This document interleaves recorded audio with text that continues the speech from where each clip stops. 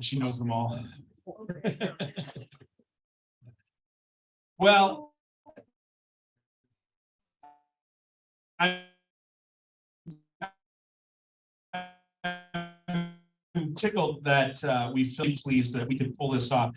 We were getting a little anxious about, we had really hoped to get this particular conversation scheduled into our forum. We kept looking at all these dates in February, which would have made sense for lots of reasons, except for one really glaring problem. Not problem, but one really blessing. That's a good word for it. We needed to have this conversation before February 4th. It's got to get it on my calendar. As a way of introduction, I had been hearing about this initiative of there was an organization in our metro that was trying to make tiny homes, take the model of a tiny home or the architectural structure of a tiny home and put it to use housing homeless people. Been hearing about that in other parts of the country. And then Pastor John Clowder called me and said, Peter, I want to tell you about this organization that's set up here in the Twin Cities. And he kept wanting to visit with me about it. And he's like, I think this is something that Prince P should take a look at. And so finally, I said, yeah, great idea. And then I never did anything about it. And so, and then Valerie showed up on our doorstep with her school bus.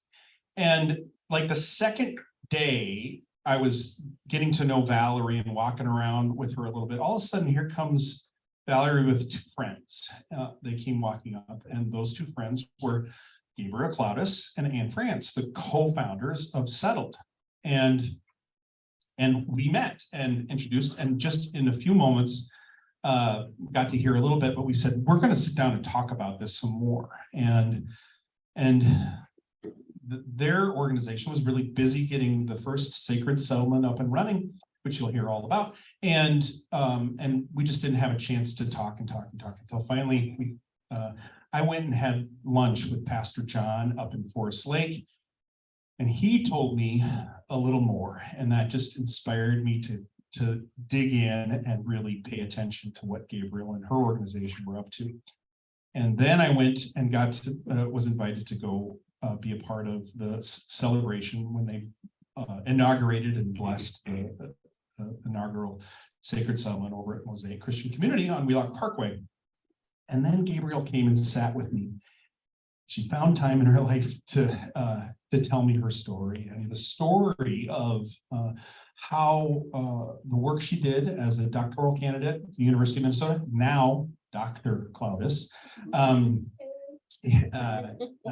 how the research that she did really coalesced and formed this model that you have created. And so I have been deeply blessed by just learning and hearing her story and watching the work that this organization that she and Anne have co-founded and nurtured and brought into existence, and how it's caring for our neighbors in our midst. It's inspirational. So with that, please welcome Dr. Gabriel Cloudis.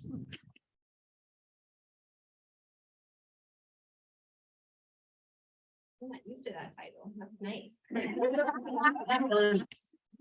It was a long journey. Long journey. Okay, everyone can hear me okay? Okay, like this. A little low. That's a little low. Okay. Yeah. Like an honest crowd. This is gonna be so much more fun if we talk back and forth to each other. So what do you think?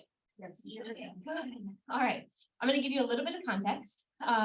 So I am a researcher at the University of Minnesota, and the research, our family moved here about 8 years ago from Southern California to Minnesota. Oh, great woman. Because the University of Minnesota has one of the only PhD programs in housing. It's now closed down, and you basically can't go anywhere in the US and just study housing. Strange, huh? Because it affects every human being on Earth. Housing is a really fascinating and interesting field to study, and my particular interest was in international housing and international poverty. That's where my heart was. That's where I've done most of my travels, most of my ministry. And when I came here, that's what I was studying. But you know, when God sort of just like taps you on the shoulder and says, I have a new thing that I want you to look at. And sometimes you listen and sometimes you don't. But this particular tapping was God saying, it's time to look at poverty in your own backyard. I said, no, I don't want to do that. No. I'm really uninterested in looking at homelessness. And he said, it's time to look at poverty in your own backyard. You know, and so we wrestled, he won. I started down that journey. And so what that looked like was, you know, really entering into people's lives. So going under bridges and deep into the woods and just walking alongside people, getting to know them by name, by face, by story, and learning those stories. At the time, I was also doing some research for Hennepin Healthcare, and the CEO at the time hired me on to look at homelessness in the Twin Cities as it relates to the emergency room. So essentially, there are a lot of people that come into the emergency room for a bed and a meal, and to no fault of their own, but it's sort of just like this big gap in our society. We see healthcare as an entitlement, but we don't see housing as an entitlement. So if the shelters are really overflowing or get turned away, or it's a really cold night, you know that you can go into the ER and get a bed and a meal. And that, I mean, my numbers are 6-7 years old now, and so inflation and all that, but 7 years ago, that number from John Pryor, the CEO, was that it cost them, their hospital, $1,500 a night just to give a bed and a meal. And this is because we're not really solving chronic homelessness. We're not really looking at people that are stuck in homelessness for years, for decades sometimes. We just continue to build emergency shelters and transitional housing. And we just keep looking at sort of the bad fruit of a life on the streets. So substance abuse, mental illness, lack of job. But what if we were to like dig deeper and really look at the roots of homelessness? So John Pryor, CEO, was particularly interested in tiny homes. And he said, can we build a high rise of tiny homes on our hospital parking lot? I was like, oh. So didn't want to study homelessness, and then really didn't want to look at tiny homes. I'm not a trendsetter. I don't like trends. I sort of shy away from that. I was like, oh no. But you know, he was my boss. So I started looking at tiny homes and sort of across the nation. So this is again 7 years ago. At the time, there were about a dozen tiny home villages.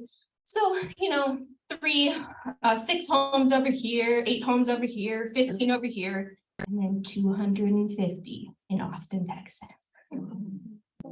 Because it's Texas. Everything. I'm like, so what's happening there? And they were actually calling their village Community First exclamation point village. And so what they were doing is they were making a statement. They were saying, you know, for anyone that's in sort of the homeless sphere, homeless services, homeless research, you know that the prevailing model is called housing first. So essentially, up until about 25 years ago, we sort of made people jump through hoops to get into housing. About 25 years ago, a psychologist said, hey, what if we just give people the carrot and then they can start to work on sobriety, mental illness, job opportunities, and so forth. That's been going on for about 25 years. There's really good research that shows that that stabilizes someone and reduces their cost to the public. However, if you continue walking alongside someone for more than 3 years, they almost always drop out, end up back on the street. And also, there's an enormous gap in the research that shows that there's absolutely no increase in social belonging, civic engagement, work opportunities, volunteerism, essentially all the things that make us feel alive and human and wake up in the morning and feel like there's someone out there that's relying on me and I have something of great value to give to the world. And I am wanted and loved and needed in this place. We all need that. every one of us. We can never just warehouse people. It won't work. That's why people end up back on the streets. Because you put them in an apartment unit, very isolated, next to people that they didn't ask to live next to, can't relate with. And those peculiarities start to come out. And that neighbor isn't trained to do that, didn't ask to live next to them. And so there's great tension, and it just continues to create more and more and more stereotypes. So if I were to ask you, and I should have started this about 7 minutes ago, why are people homeless? I would hear from you, lack of affordable housing, mental illness, substance abuse. I would hear those things. And all of those can contribute or compound, make worse being on the streets. But that group in Austin, Texas, why was there 250 tiny homes? And why had hundreds of organizations literally from around the world come and visited them to say, what's happening here? What's so special? What is this? I'm going to tell you. So in that village, a fourth of the homes are set aside for what they call missional neighbors. These are believers that feel a calling and a desire to come alongside the formerly chronically homeless, disenfranchised, drug addict, convicted felon, all of the things that, like, as a society, we're like, I don't want that anywhere near me.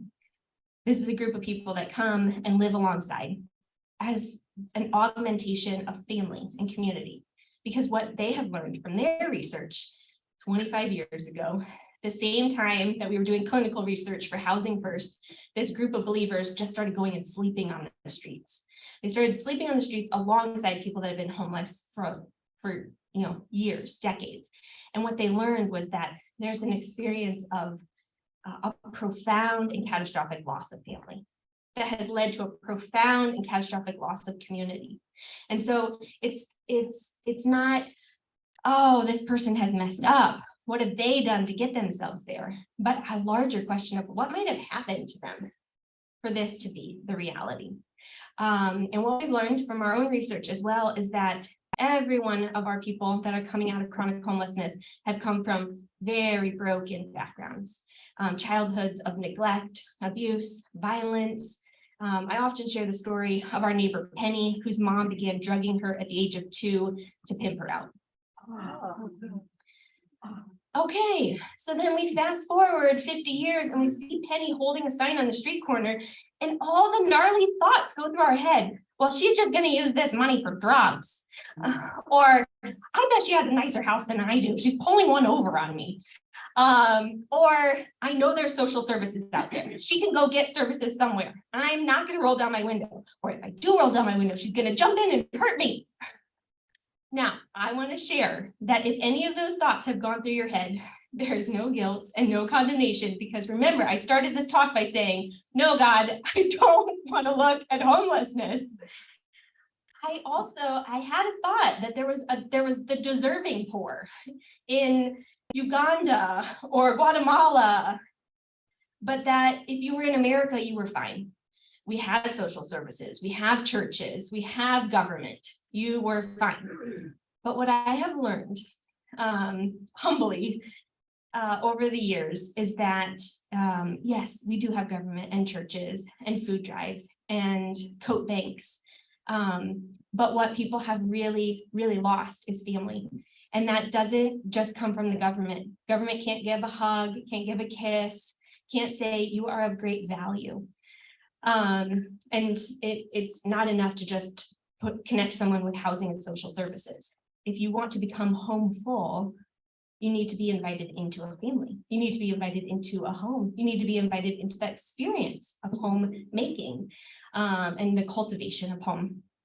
So about a year into the research, my then boss, now mentor at the University of Minnesota, said, you know what? I don't think the healthcare system is the right one to help make this happen. And I don't think it's the University of Minnesota. I think that a third entity needs to be created, and I think you need to create it. No. I already had 2 little girls at the time. I think one was a newborn. We're now at 4. And 4 girls. Oh, yes. And I just thought, what is he thinking? Like, I know nothing about starting an organization. But really, the reality was there's so much beauty in what was happening in Austin, Texas. So much beauty in this thesis of, yes, people need family. It's a small segment of our population, but they are really, these are the lepers of our society, despised, unloved, unwanted. No, not here. If you look at any of the news articles, if you look at encampments, if you look at how our cities, our police, our councils treat homelessness, it's often, please, not here, not in the wealthy neighborhoods, not in these parks, not over here, not over here, not over here, constant displacement. Can you imagine a life of, I don't want you, you are unwanted? That spirit comes on you and it is crushing. Valerie's story is like that too, right? I mean, God bless Roseville Police for having a homeless liaison on their police staff, but also her job is to say, not here. So Valerie was in her bus, minding her own business, in a Roseville park, and the police came and said, no, not here. Now, again, praise God that there's some empathy and some vision in the city to say, well, we can't just like bring her to another city, which is what lots of our cities do, is just sort of transport and move people. But they said, we had a church that said yes to letting her park her bus on their parking lot. Guys, that's not the norm. Do you know that you are being led by a pastor who his vision and empathy and just like is on the side of justice and on the side of rationale? Like, of course we can have someone park their bus on our parking lot. Look how big it is.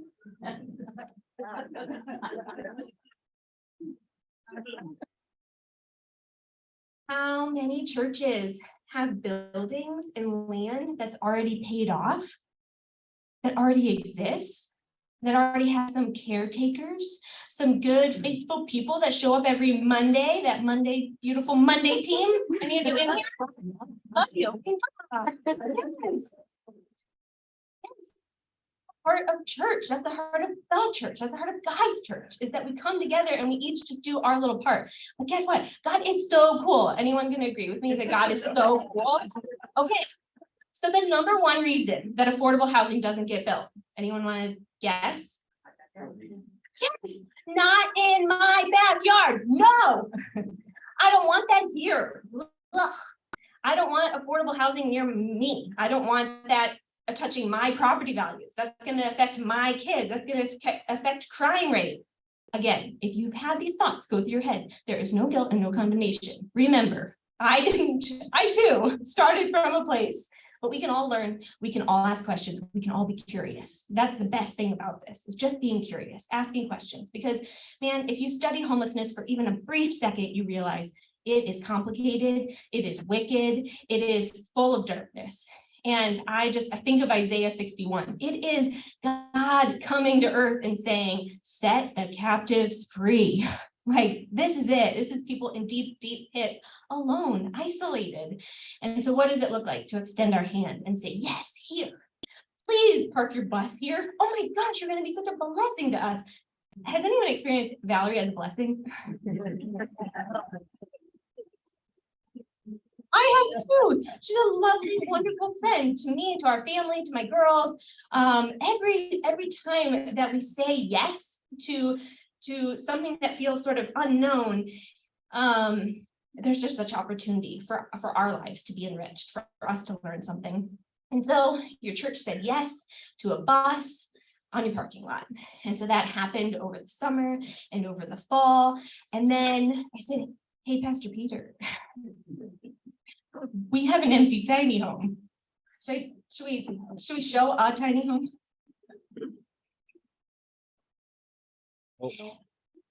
It's insulated. It's warm. It's beautiful. It's well built. It is. Oh, look at that. Who doesn't want to go into that? Come on. Yeah. Okay, now Valerie's bus is cool.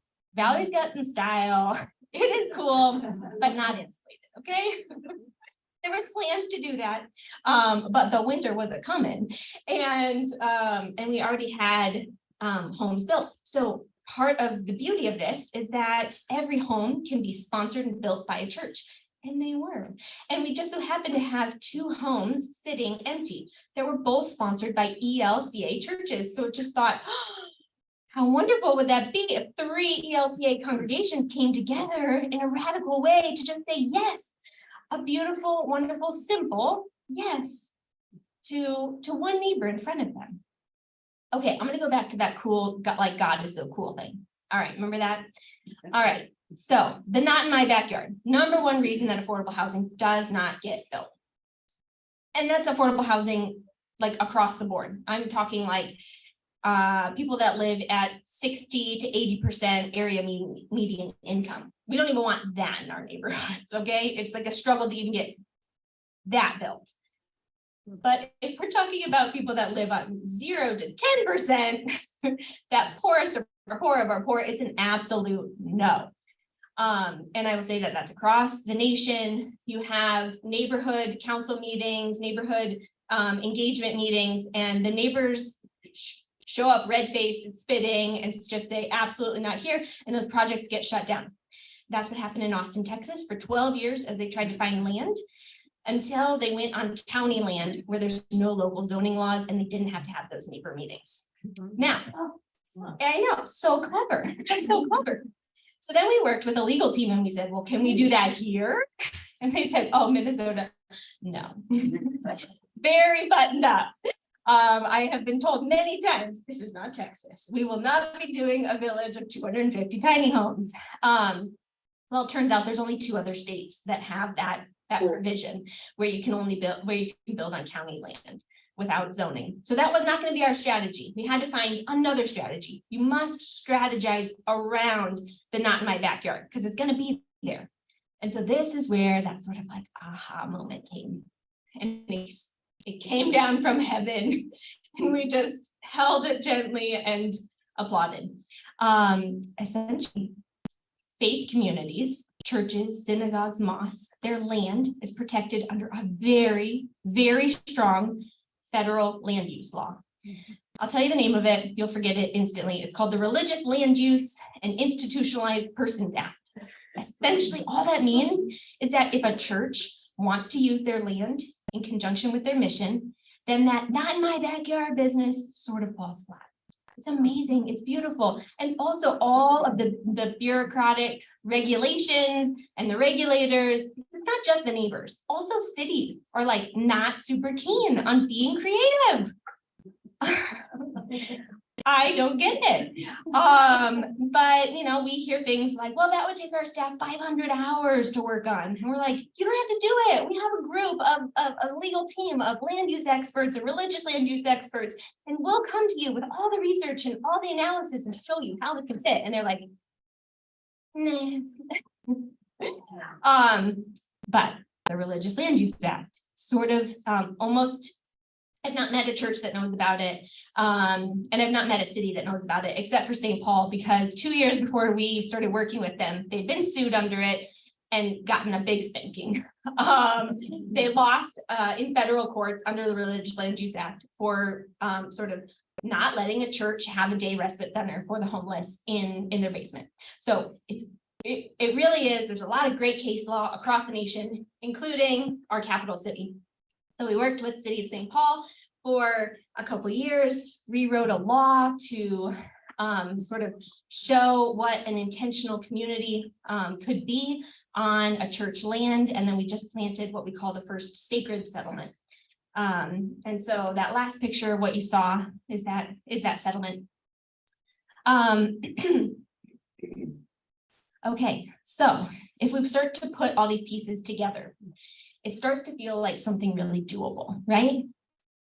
individual tiny homes that are constructed just like single family homes, made to last just as long, become a blessing to our cities, our state, to add to the affordable housing stock. Anyone know that we have a huge deficit of affordable housing? Massive. And actually, we're losing more affordable housing than we're gaining every single year, because the naturally occurring affordable housing is being turned over by developers and becoming market rate. I just experienced this. Our family lives in Lower Town, St. Paul, and Lower Town 8 years ago when we moved in was like an artist community, super cool and interesting.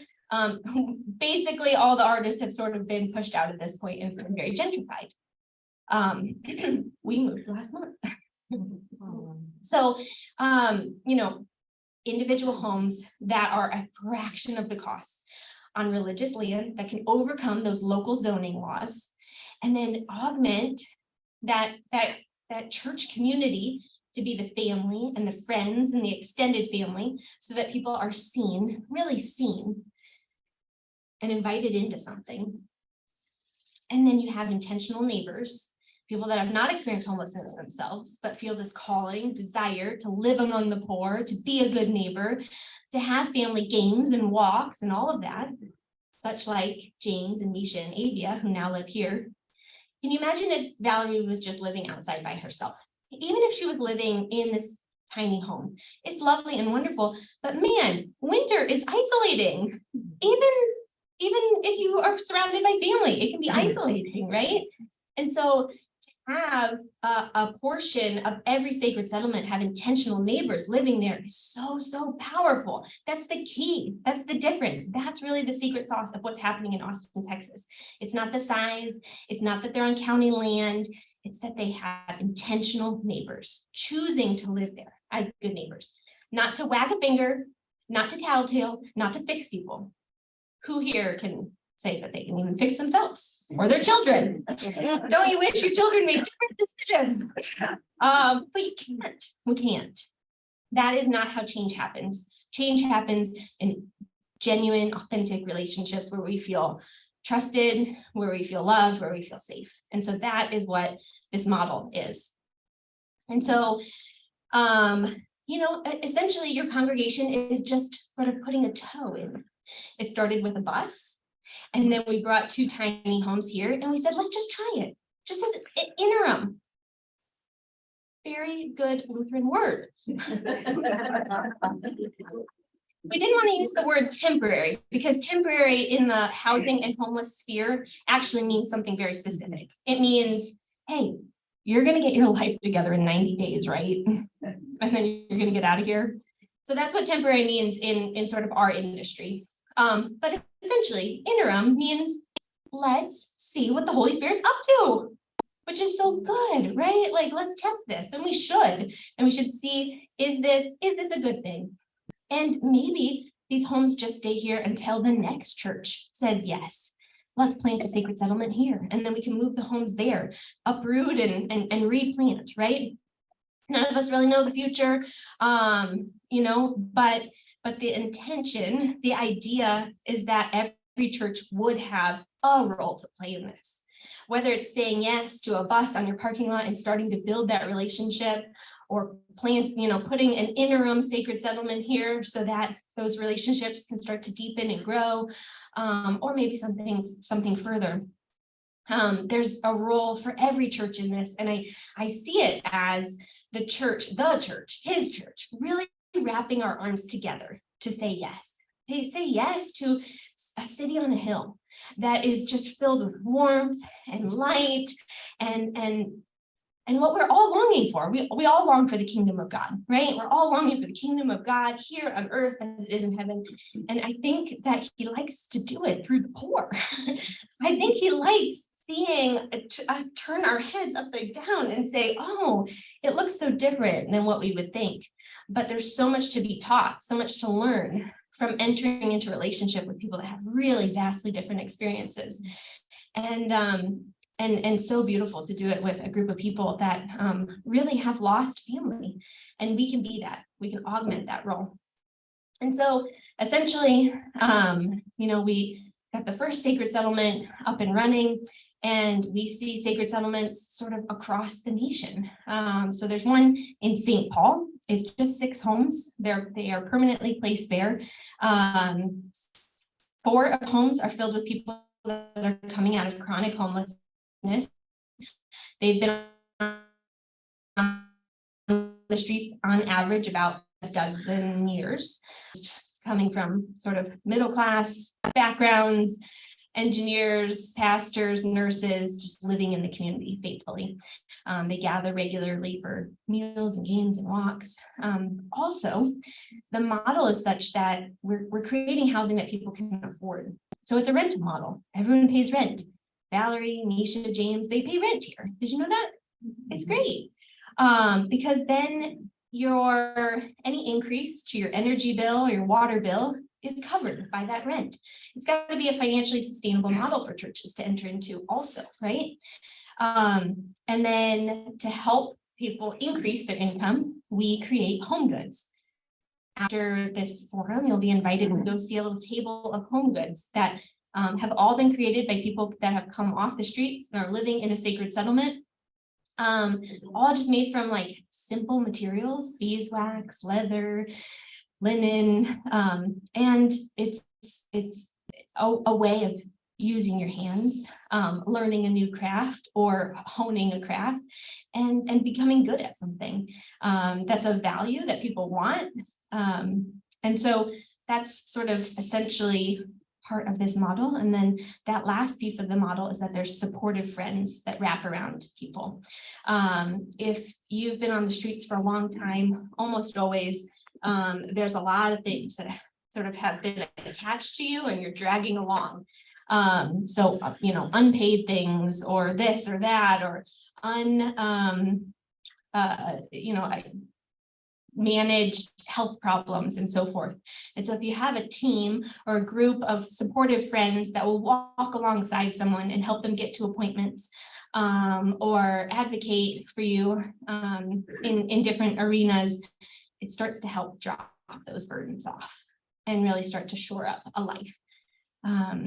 So that is the model. I want to open it up for questions, and because I'm sure that there's just so many questions. Yes. How long has that been there? So we started this journey 33 months ago. Are there residents there who have been there from the get-go? And people have only lived there for the last 3 months. So it took 30 months to go through sort of that work, but we were really working at that state level, getting our legislators to recognize this as a new form of housing and a new form of zoning. So people have lived there for 3 months. Could that be adapted to slightly larger for like a single mom with 2 or 3 kids? Oh my gosh, the model is so flexible. So you just have these key ingredients, but from these key ingredients, I mean, gosh, if you have tomato sauce, beef, and cheese, you can make lasagna, you can make spaghetti, you can make ravioli. So that's essentially what this model is there's 5 key ingredients, 5 key elements, but those can adapt and change in so many ways. And so if a church were to say, our heart is for single moms with kids, yeah, you could do that too. Yeah. How much power do we have vis-a-vis the city of Roseville, who, like other cities, doesn't necessarily want to start this wild project? Can we stuff it in their ear? I've never heard that phrase. Stuff it in their ear. That is not the way I usually talk, but I'm trying to accommodate you. Churches have way more legal rights than they know. So yes, you can stuff it in their ear.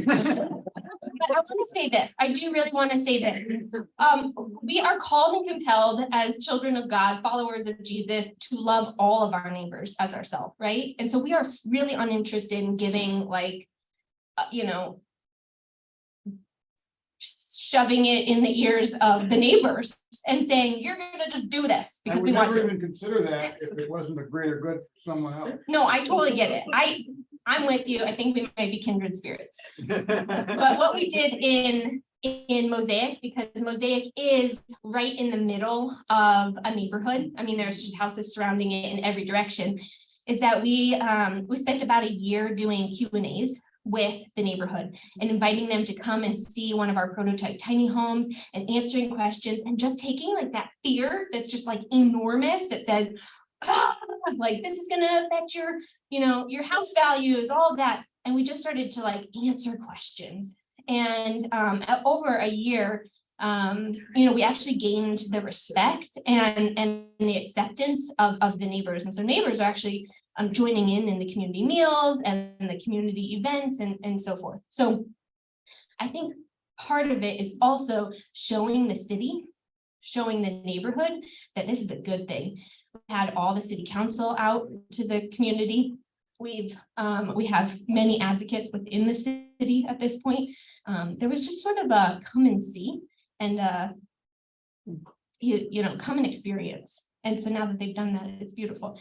I'm going to come back to you because there's another hand that's been up back here. Yeah. No, I was just gonna say, have we invited our legislators and our city council to come and look and see also?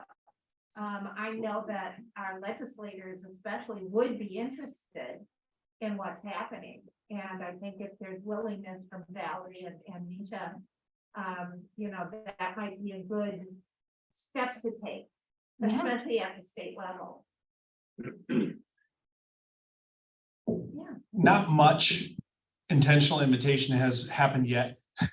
I don't know if you guys have looked at your calendars, but today is January 15th. Valerie moved in on December 15th, so and it took a lot of energy to get to that part, so things are happening. I also, want to underscore that, nothing is permanent here, right? And so we want to let people know that this experiment is up and running and a chance to come and see. We don't know what its future will be. As much as I want to point to Mosaic and the work that they're doing, because that is a truly settled, there's something really sacred happening at that settlement, which is without a doubt. And so our settlement team, which includes Barb Burkhardt, who's here today, and Ann Christ, and Eric Wetland, and Gus Haugen. There's Gus back there, yeah. And they're gonna, part of what we're gonna ask them to do is to, in addition to being a resource to this community that's being formed around Valerie and the Berry family, to also help us navigate the discernment that's going to be going forward about does something temporary in our language, not in housing language, but does something impermanent, does it look like it could become a more permanent thing? Would we want to grow? Would we want to imagine more of a community here? At the same time, our affordable housing team is still very committed to the vision. And that's the spirit of your question, Rick, which is, does this model translate to our also deep desire to see family and families of school-aged children being supported with stable housing in this community? And that's something we need to wonder with the folks that settled. We need to explore what options there might be, or would a sacred settlement coexist with some other form of housing or some other form of support for those children and families? That's a process. At what point do we want to bring in our decision makers and that kind of stuff? Absolutely invite them into the experiment. And I think if you have contacts in that way, know that I'm open for a conversation anytime. I'm sure Gabriel, once she has her baby and is comfortable with her family of 6, she'll probably be open to a conversation too. So, but I'm eager to also share this more broadly with our synod, with the church in general, with the community. The city of Roseville, the police department is huge fans of Prince of Peace right now, and I'm eager to keep it that way. The city planned planning department, which is the side that's responsible for housing and that kind of stuff, they have taken note of what we are up to, and they are also interested to see where this might go and where it might head. I am very hopeful that they are going to be able to come at this from the standpoint of, as Gabriel described earlier, how can this possibly address a very real need we have, and to push back against that impulse to not in my backyard this thing, to recognize that this is not going away, but this could be a really interesting and a solution for the communities of faith, not only Prince of Peace, but throughout the city of Roseville. If you think about our church neighbors and how much land we sit on as a collective, there's something really powerful could happen. So, yeah, thank you for letting me jump in. There was a question right over here, wasn't there? Oh, I just wanted to reflect upon what Rick was saying about stuffing it in their ear. With all due respect to Rick, I mean, I really understand. I've been through some of this before. With Yeah. affordable housing Yeah. projects. Yeah. And I think we should not assume that we have automatic adversaries on the city council or the city planning commission or the city manager until we know that they're adversaries. That's great. I think we approach them first with something, this is a very good idea, and it will help the city, it'll help people. And then if they're adversarial, then we can pull out the religious land use Oh, for sure. law. Yes. But not start there. No, but never. Don't start No, there. it's on the table. It's a big sword on the table, but you lose if you touch it. Right, You just, Right. it's just there. yeah. Yeah. Exactly.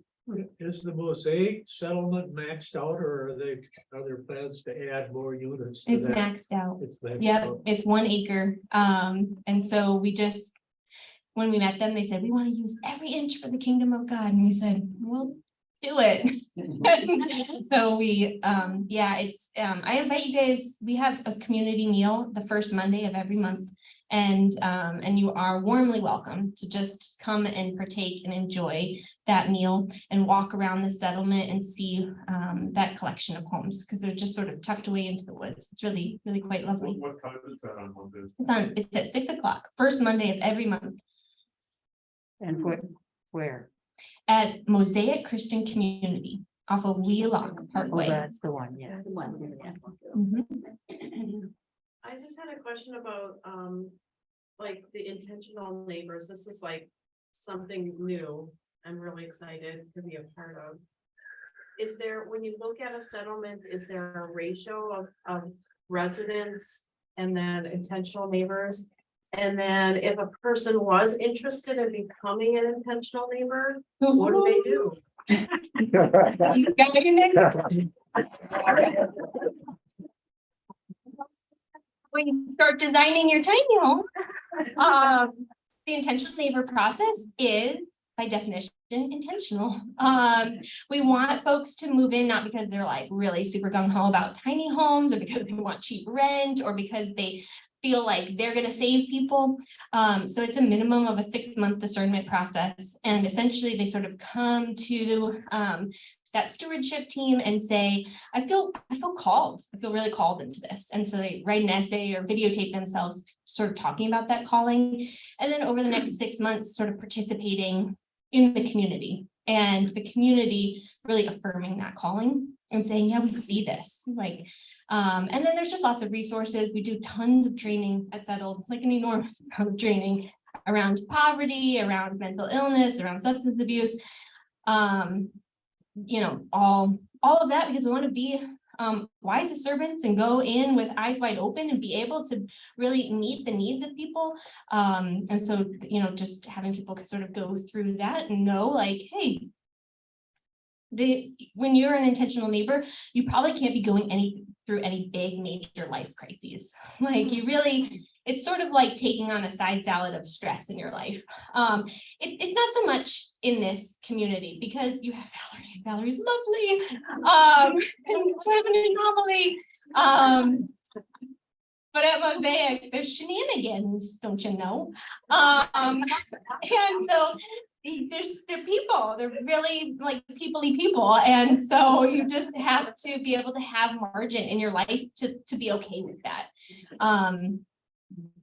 You had a first question. Oh, the ratio. Yeah, so in Austin, it's 25% of the population, but because it's such a big community and they have a really big staff, what we've done is try to create a more decentralized model. And what that means is sort of increasing the amount of intentional neighbors. So we set aside 1/3 of all the homes in a sacred settlement to be intentional neighbors.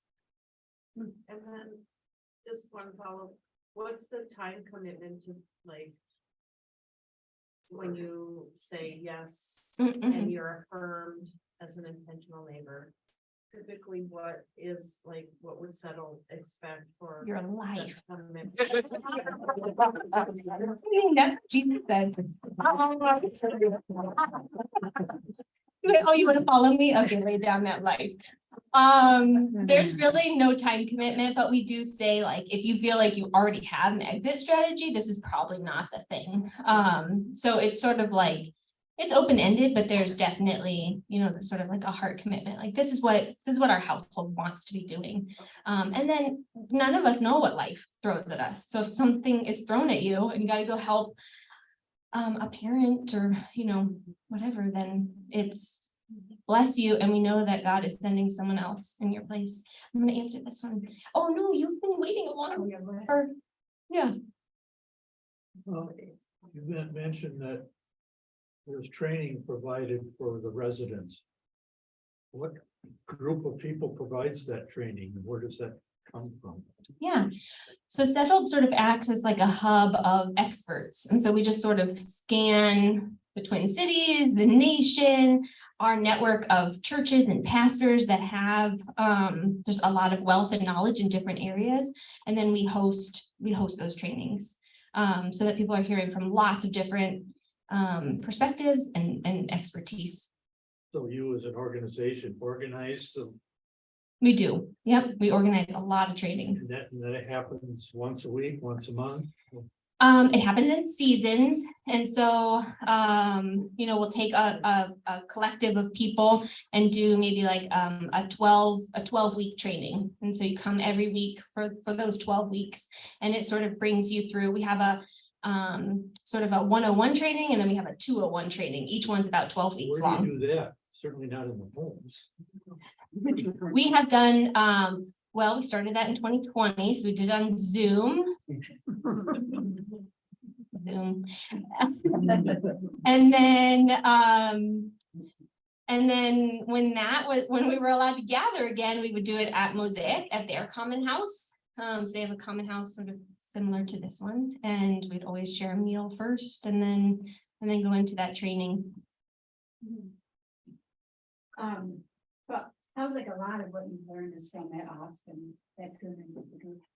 I'm going there in a couple of weeks. I lived there for about 15 years, but anyway, I'm wondering, if I can go around and look at it. Yes, and you can stay in the tiny home. Oh, really? They have an Airbnb on site. I forgot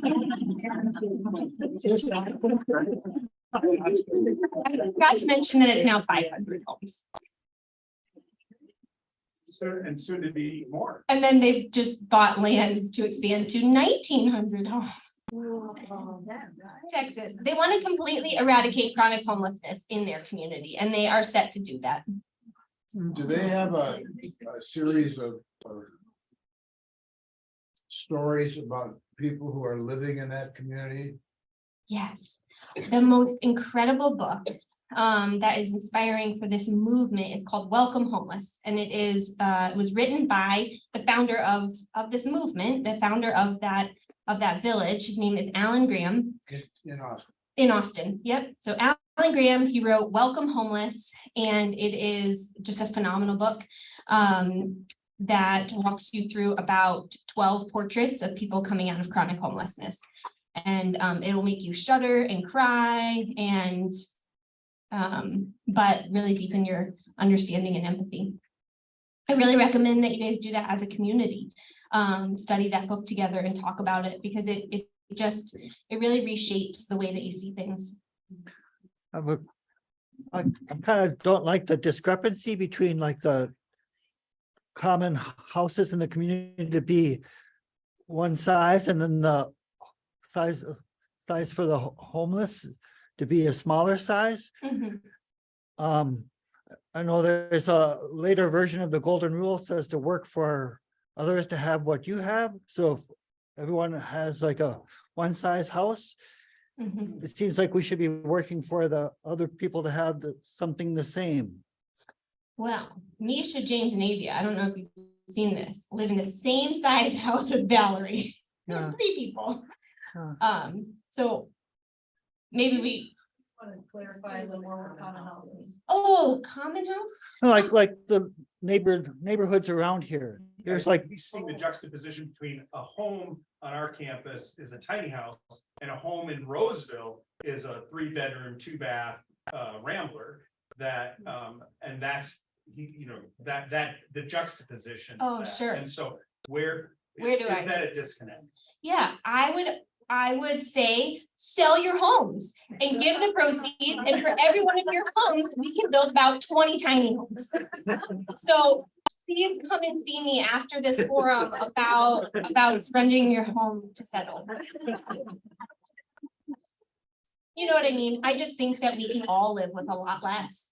yeah, I totally agree with that, like American homes have definitely gone overboard in their size. Looking around the world, we're castles, Yeah. but it's still, I don't like that discrepancy between it makes like it makes a, what do they call, a gap between the haves and the have-nots. I It totally, reinforces that. yeah, except that this model, which is so different than anything that you're gonna see out there, any affordable housing complex. You build an affordable housing complex, you're gonna have only poor people living there. Yeah, That concentrates poverty. That keeps the haves and the have-nots. That means you live in that apartment complex that I would never want to live in, and I live in this really nice house. A sacred settlement doesn't do that. It says, I'm resourced and choosing to also live in this type of housing because I value relationship over material things. so could you translate that sacred settlement ideal to houses of uniform size in the community?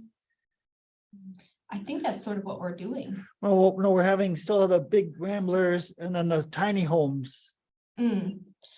I don't know how to change what exists other than to say, again, like one of your congregation members is already thinking, I can be an intentional neighbor. Sure. And so I think that's part of it, is also just thinking like, how do we use our resources? How do we use what we have in a way that can sort of contribute to this, and sort of wrestling with those ideas. We have just a couple minutes, so if you still have a question to ask Gabriel, we still have some time, but I just want to let you know that following this forum, I invite you, if you have not, to come out into the hallway and see the table of treasures that the workshop, this purposeful work that is one of the hallmarks of the settled model. They're on display, available for sale. You can wander into the common house, the room here, and check out and see how it's decorated, and see how that space has been organized and how it's going to be used by these two households. And then you are invited to carefully walk across the parking lot, which still has some icy spots to it. Maybe find a buddy to hang on to as you're walking over there. And go and see Valerie's house for sure. It is open to check out. We haven't quite confirmed that the berries are ready. Your guest Misha wasn't feeling that well yesterday, and so we're not sure yet, but we'll see how it goes. The first home that's closest to the church is Valerie's, and you're welcome to go inside and see how she's got it decorated and how it's set up for her as well. And so with that, go ahead and take a few more questions, but you notice some folks had to get up, and I have to go get ready for the next service. So Actually, Valerie, can I invite you to come share there's Val. a bit of your story? Who wants to hear from Valerie? Yeah.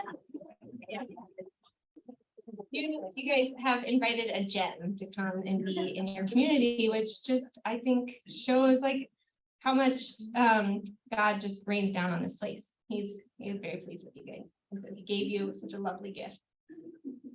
No, y'all are my gift. I have to thank you all and tell you how grateful I am to be here. It's so much better than being in a car. And if you have any questions about being homeless or my experience, please feel free to ask. Anybody? I'm homeless because after getting a degree at 42 years old, I wrote 2,600 resumes and got nowhere fast. On top of that, I survived climate change 3 times in 3 different states. 2 hurricanes and a mudslide is what brought me here to you. Good solid ground. I'm on the crust of Mother Earth, the granite, so I'm a little happier these days. And I don't know what else. Why was I in a bus? Well, talk about just physically, the difference between sleeping in the minivan that you were in for a period of time after you put your bus into storage for the winter and you transitioned to a minivan for a little while. And the difference of spending the night in your minivan versus the nights in your tiny home. What y'all don't realize, it was way easier for me to stay warm in the winters here in a minivan than it was to avoid the fact that a vehicle is at a pitch and your body is rubbing its own weight. Because if you drop a marble anywhere in your car, it's going to go between the 2 front seats, right? So my weight, I have ligamentitis because my weight has been on my ligaments pushing that way. So the pain of being homeless is really hard on your body, not to mention your soul of not having people surrounding you is the truth. And now you get to lay flat. Now I get to lay flat. Up in the loft? No, not in law. And I didn't know y'all were being invited to come see my tiny home. I didn't make my bed today. So there.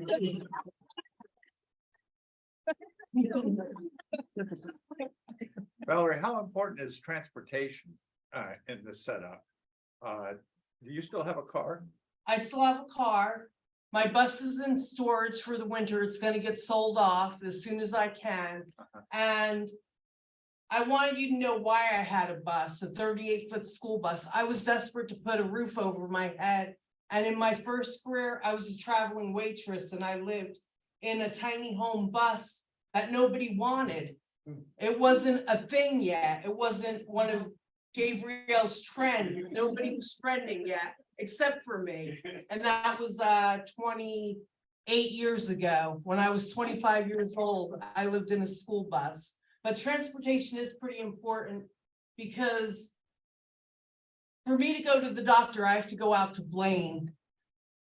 And to do that on a school bus, somebody once said they didn't realize how much hurry up and wait is surrounding homelessness too, because it'll take 2 hours to get anywhere on the public bus.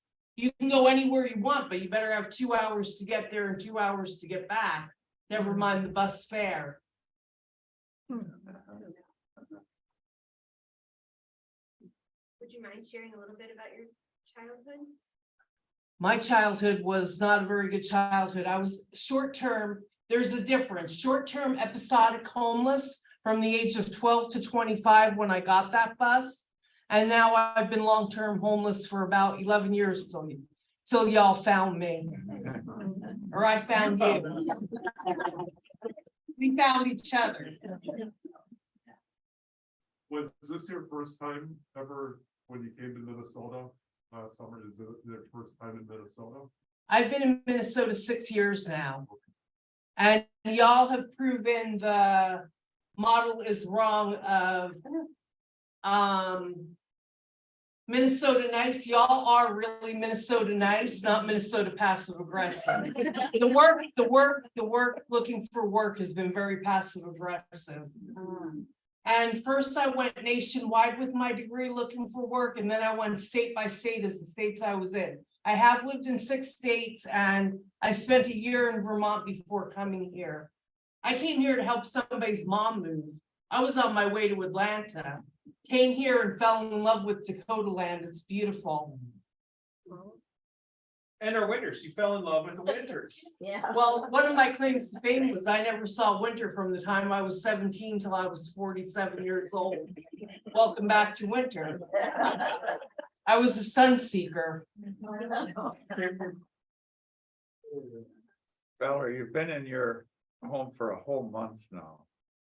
Is there one thing that you would change or would like, or is everything perfect? Everything's pretty perfect to me. I'm very grateful for it. That's all I can keep saying is how grateful I am. No, I have no changes to make. The one piece of the total kind of package that we had to kind of, ignore, or I don't know, set aside for just to make this possible. We don't offer any laundry facilities here at Mosaic. When they renovated and created their common house, they put in restrooms that had showers. We already had showers here at Prince of Peace, so we were lucky in that regard. But they also created laundries, a communal laundry space for the residents of the settlement to have a place to do their laundry. And it just wasn't an easy solution. It's a problem that needs more creativity. More Oh, poor thinking. me. I have to go to the So laundromat like I always have. Seasoned laundromat professional. Yeah. So on that, we're gonna wrap up this conversation. Gabriel, please stand and receive the appreciation.